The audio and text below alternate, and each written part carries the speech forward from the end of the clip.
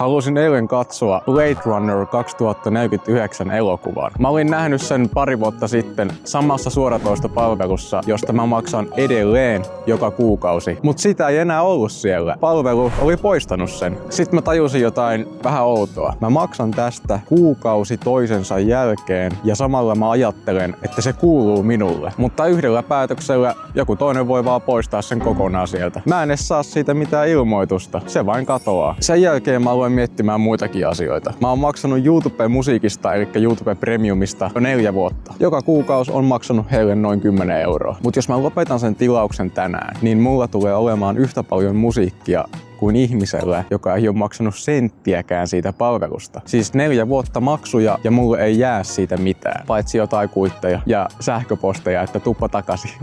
Tavallaan tästä on tullut nykyään se normi ja sen takia mä ehkä oletan jopa, että mä en saa mitään vastineeksi, kun mä lopetan sen tilauksen. Kyse ei ole ainoastaan myöskään musiikista. Esimerkiksi Claude, tekoäly, mitä mä käytän ehkä eniten, sitä ei voi ostaa mitenkään. Sä et voi ostaa Claudea silleen, että maksat tietyn summan ja nyt sä omistat Clauden. Sun ei tarvii enää maksaa kuukausimaksua siitä. PlayStation Plus-jäsenyys, ne pelit katoaa saman tien, kun sä lopetat maksamisen. Sitten mä asun myös vuokralla ja sekin on tavallaan myös kuukausimaksullinen palvelu. Mistä tää oikein alkoi? Mä ajattelin eka, että syy on teknologiayhtiöissä, mutta vuokralla asuminen, sehän on aika vanha juttu. Mä en oikeastaan löytänyt yhtä hetkeä, jolloin tämä normalisoitui. Kukaan ei ilmoittanut, että tästä lähtien musiikkia vuokrataan, että elokuvista tulee lisenssejä ja että pelejä ei osteta niin kuin ennen. Se tavallaan vaan tapahtuu. 1 kuukausimaksu kerrallaan. Ja se Blade Runner 2049, se oli edelleen poissa. Yrityksethän hyötyy tästä. Jos mä pyörittäisin Spotifyta, niin en varmaan tekisi mitään eri tavalla. Tiedättekö te mitä? Ketään ei oikeastaan pakotettu tähän. Me tehtiin tää valinta tietoisesti. Ja minäkin maksan kuukausimaksua pääosin sen takia, että se on helpompaa. Totta kai on tapoja saada tuhansia MP3-tiedostoja mun kännykkään ilmaiseksi. Terveisin piraatit. Mutta se on tosi työlästä. Että se on tavallaan helpompaa vain maksaa 10 € ja saada kaikki musiikki sitä mukaan, kun sä tarvitset sitä. Se on aika vaikea ennakoida, että mitä musiikkia sä haluat huomenna kuunnella. Paitsi jos tietenkin tiedät, että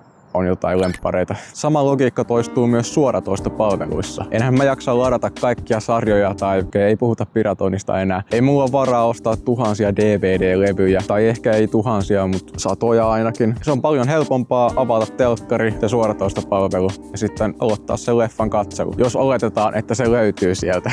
Pilvipalvelut toimii samalla tavalla. Jos ei ole varaa ostaa kovalevyä, niin kuin nykyään saattaa monella tulla vastaan se ongelma. Se, että sä maksat joka kuukausi tai vuosi esim. Applelle, että ne lainaa sulle 10 gigaa muistia, niin se on ihan valid. Tavallaan mä en koskaan menettänyt omistamista, vaan mä vaihdoin sen mukavuuteen. Ja melkein jokainen vaihtokauppa oli järkevä, mutta ennenhän asiat oli toisin. Minunkin lapsuudessani. Mä muistan, kun sä ostit PlayStation-pelin ja laitoit sen konsoliin, niin se oli sun peli. Sä pystyit myymään sitä eteenpäin, lainata sitä kavereille, kaikkea hauskaa. Siihen aikaan se peli oli ainoastaan minun. Sitten mä aloin miettiä, että jos mä muuttaisin vaikka huomenna pois mun kämpästä, niin mitä mä oikeastaan veisin mukanani? Vaatteita ja legoja, laatikoittain tavaraa, sähkökitaran. Mä seisoin keskellä mun yksiötä ja katsoin ympärilleni. Kaikki näytti tutulta, vähän niin kuin omalta, mutta mitä kauemmin mä katoin sitä, niin sitä selvemmin mä näin, kuinka vähän siitä oikeasti lähtisi mun mukaani. Se on aika vaikea pakata seiniä ja kattoa, ja sitä paitsi seuraava asukas varmaan kaipaisi niitä. Tavallaan mun tärkeimmät asiat ei ollut niissä kirjoissa, legoissa, muistiinpanoissa, ei missään fyysisessä muodossa, vaan ne oli mun tunnuksissa, mun käyttäjätunnuksissa, joilla mä kirjaudun sisään eri palveluihin. Ja jos mä menettäisin sen, niin tavallaan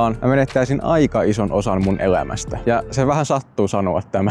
Nää on oikeesti mun. Kukaan ei voi poistaa näitä etäältä. Mutta se tunne, että jokin on sun oma, ilman mitään tilausta tai ehtoja, se on alkanut tuntua vähän vanhanaikaiselta. Mä veikkaan, että tulevaisuudessa auton omistaminen voidaan myös muuttaa kuukausimaksulliseksi. Esim. Bemarillahan nykyään niitä, että jos et maksa kuukausimaksua, niin sun joku radio ei toimi tai jotain tämmöstä. Se suunta, mihin me mennään, niin se on vääjäämätöntä, että omistaminen omistaminen muuttaa muotoaan monessa eri aspektissa. Sitten mä yritin keksiä edes yhtä ainoa asiaa, minkä mä omistaisin tavallaan enemmän kuin mun vanhemmat mun ikäisenä. Eli mitä mä koitan sanoa on se, että meidän vanhemmat omisti paljon enemmän kuin me. Se voi johtua siitä, että ostovoima oli vähän eri tasolla kuin nykyään shrinkflaation ja inflaation myötä, mutta myös tavallaan siitä, että mihin me ollaan totuttu. Jos mä olisin elänyt 90-luvulla, niin olisinko mä halunnut omistaa 1000 CDtä ja rakentaa semmosia alttareita, niin kuin tiedättekö te semmoset TV-hyllysysteemit, jotka on kaikkea muuta kuin minimalistiset. Niitä näkee kyllä harvemmin nykyään. Vai olisinko sittenkin fyysisen median sijaan valinnut Spotifyn heti, kun se olisi ollut mahdollista? Onko se asian omistaminen parempi vai erilaista nykyään? Mä en enää edes odota omistavani mitään. Toi kuulostaa aika dystopiselta, mutta bear with me. Kun mä maksan kuukausimaksun, mä en ajattele, että mä omistaisin mitään, vaan mä saan vaan niinku pääsyn johonkin tiedostokokoelmaan. Ja ehkä siihen mä oon niinku kaikkein eniten tottunut, nyt kun on elänyt tässä maailmassa. En oo aikamatkaaja. Ja Blade Runner 2049, se on edelleen poissa. Mä lopetin sen koko suoratoistopalvelun tilaamisen hyvin pian sen jälkeen, kun tajusin, että sieltä ne elokuvat vaan poistuu. Ja sitten ne korvataan semmosella vähän B-luokan elokuvilla. Mut tästä tulee hyvä vinkki.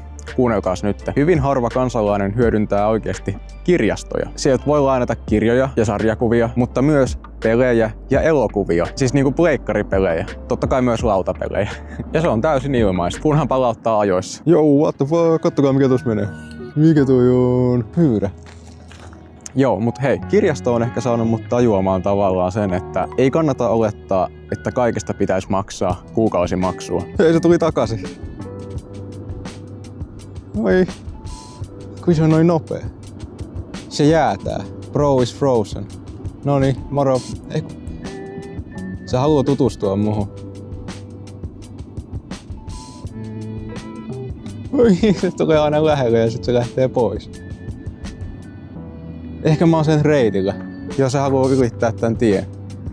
Joo, mä lähden menemään.